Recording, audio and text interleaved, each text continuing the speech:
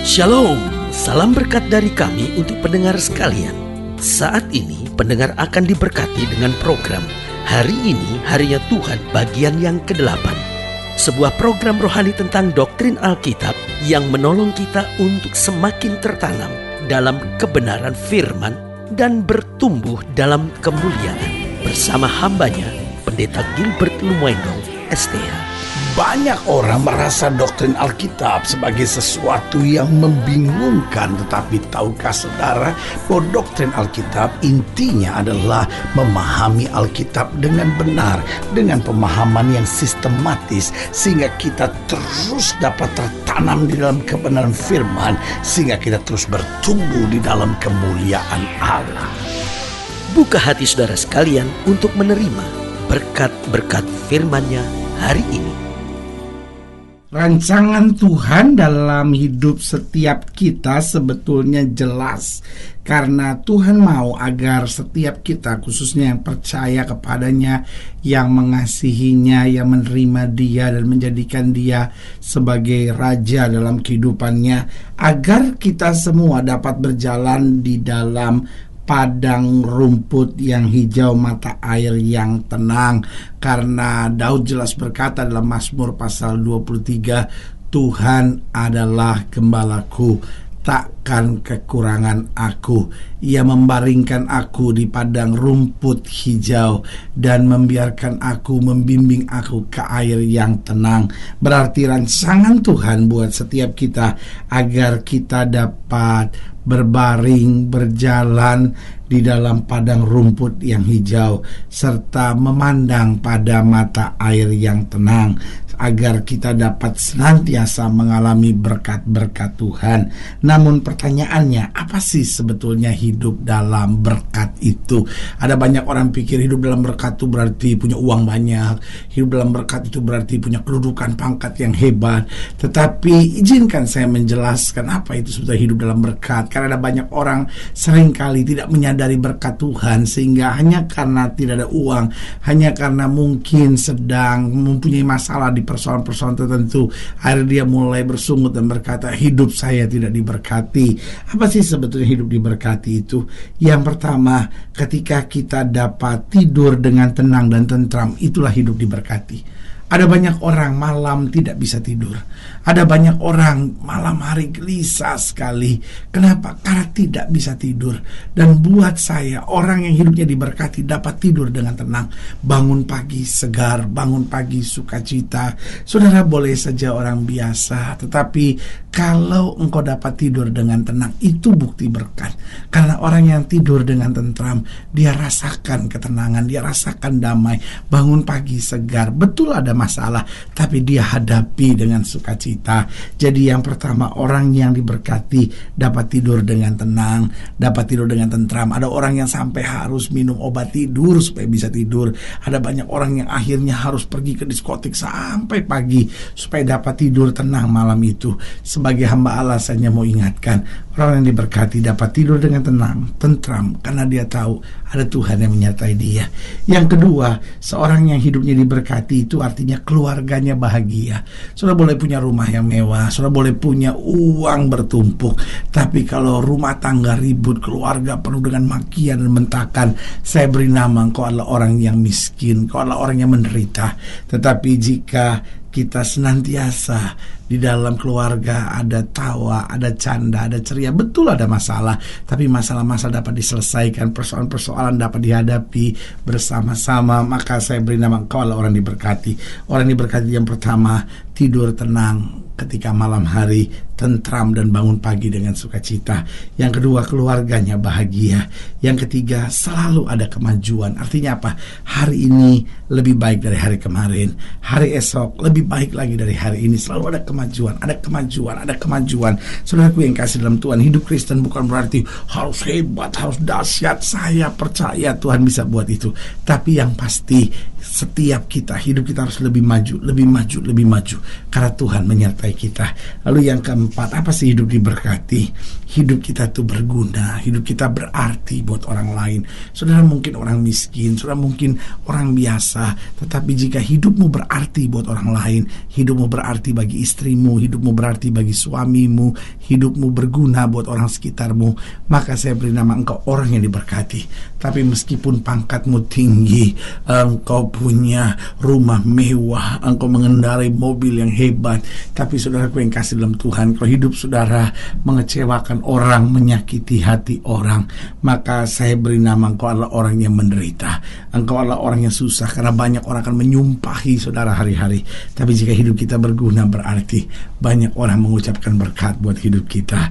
Karena ini yang saya percaya, Tuhan mau bukan hanya kita meraih berkat-berkat Tuhan, tetapi Tuhan mau hidup kita senantiasa di samping menerima berkat, senantiasa menjadi berkat. Haleluya. Selamat datang dalam program kita hari ini, Harinya Tuhan, sebuah program rohani yang kembali mengingatkan kepada kita betapa pentingnya kita menjadikan firman Tuhan sebagai dasar keseharian hidup kita.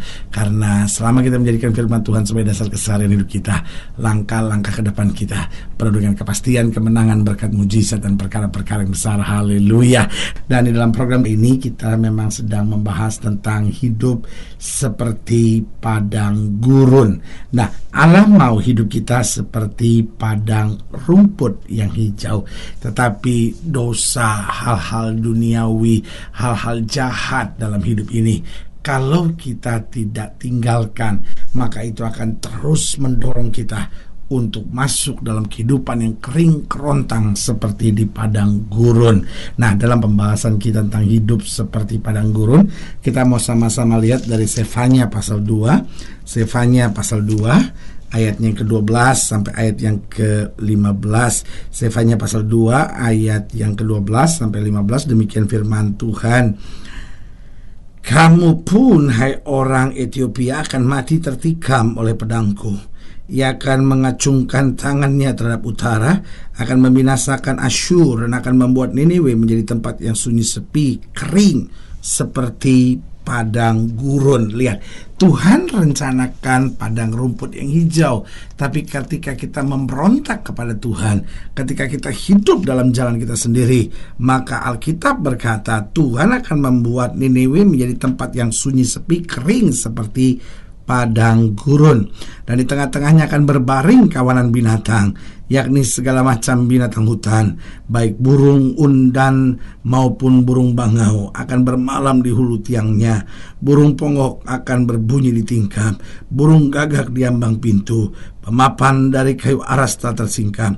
Itulah kota yang beria-ria, yang penduduknya begitu tentram, dan yang berkata dalam hatinya, hanya ada aku dan tidak ada yang lain. Betapa dia sudah menjadi tempat yang tandus, tempat pembaringan bagi binatang-binatang liar. Setiap orang yang lewat daripadanya akan bersuit dan mengayun-ayunkan tangannya. Saudaraku yang kasih dalam Tuhan, di satu sisi Alkitab menggambarkan ada orang yang beria-ria, penduduknya begitu tentram, berkata dalam hatinya, hanya ada aku dan tidak ada yang lain. Artinya dia merasakan segala kebaikan Tuhan, dia merasakan betapa Tuhan menyayanginya. Tetapi di sisi yang lain ada mereka yang kemudian hidup di padang gurun. Nah, pertanyaannya, mengapa banyak orang? Sebetulnya Tuhan rancangan yang baik, karena dia Bapa yang bertanggung jawab, dia Tuhan yang luar biasa. Allah rancangkan padang rumput yang hijau. Tapi kenapa ada banyak orang hidup seperti di padang gurun, kering, membosankan, tidak ada harapan, menyakitkan, mengecewakan? Pertanyaannya kenapa? Yang pertama saya pelajari, karena hidup dalam dosa. Dosa itu pahit, dan dosa itu tidak punya sesuatu yang baik. Dosa itu hanya dibungkus dengan hal-hal yang kelihatannya indah, tapi dalamnya menghancurkan dan menyakitkan. Saudaraku yang kasih dalam Tuhan, mungkin hari-hari saudara berkata, tapi dosa itu nikmat. Oh saudara belum tahu, ketika kulit luarnya terbongkar, maka dalamnya adalah pil pahit yang menghancurkan. Sebagai alasannya mau ingatkan, keluarlah dari dosa saudara, kembalilah ke jalan Allah, maka hal-hal yang baik akan tersedia. Ingat, kenapa banyak kita hidup seperti di padang gurun, kering, membosankan, capek, lelah, jenuh. Yang pertama, karena kita hidup dalam dosa. Yang kedua, karena kita dengar firman namun tidak mau menjadi pelaku. Alkitab bilang, orang yang mendengar firman dan tidak melakukannya, dia sama seperti orang yang bodoh. Dia bangun rumah di atas dasar pasir, angin badai menghantamnya, hancur robohlah rumah itu. Itu sebabnya orang yang hidup dengan mendengar firman tapi tidak menjadi pelaku, maka dia hidup seperti di padang gurun. Dia tahu apa yang baik, tapi dia tidak pernah mengalaminya.